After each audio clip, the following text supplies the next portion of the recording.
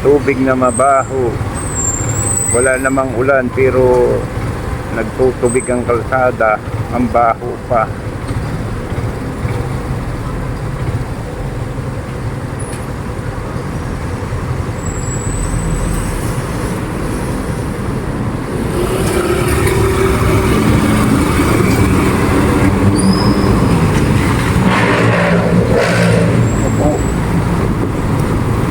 Baho ah.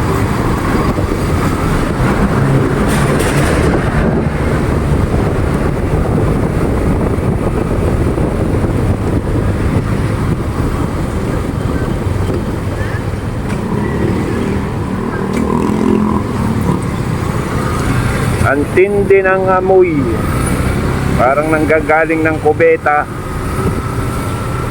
Kailan kaya maaayos yun? Matagal na akong dumadaan dito, laging ganun. Bihira ang wala, mas malimit ang meron.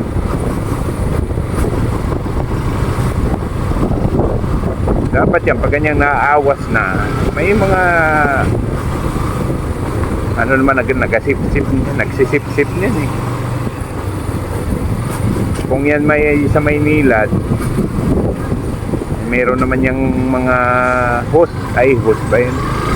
PVC. Dapat yan nakakonekta sa kanila para hindi ganyang nagkakalat sa kalsada. Sobrang baho. Kapag kung may hinahinaan sigmura mo, huwag kang dadaan yan. Baka magbaliktad ang sigmura mo sa hindi mo aatim na amoy. Kaya ako nga nasanay na araw-araw ko ng dinaanan, may naamoy pa rin akong hindi maganda.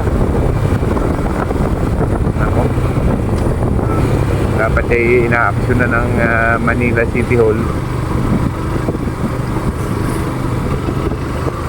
ng barangay nakakasakop dyan. Dapat may report sa City Hall na ganyan ang nangyayari dyan. Baka ang masakit kasi nyan,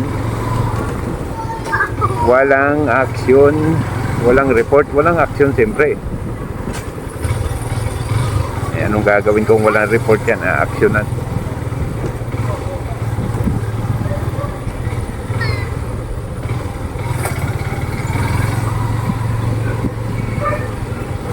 Muli mga master, na pag-usapan na naman natin ang mga bagay-bagay sa ating buhay.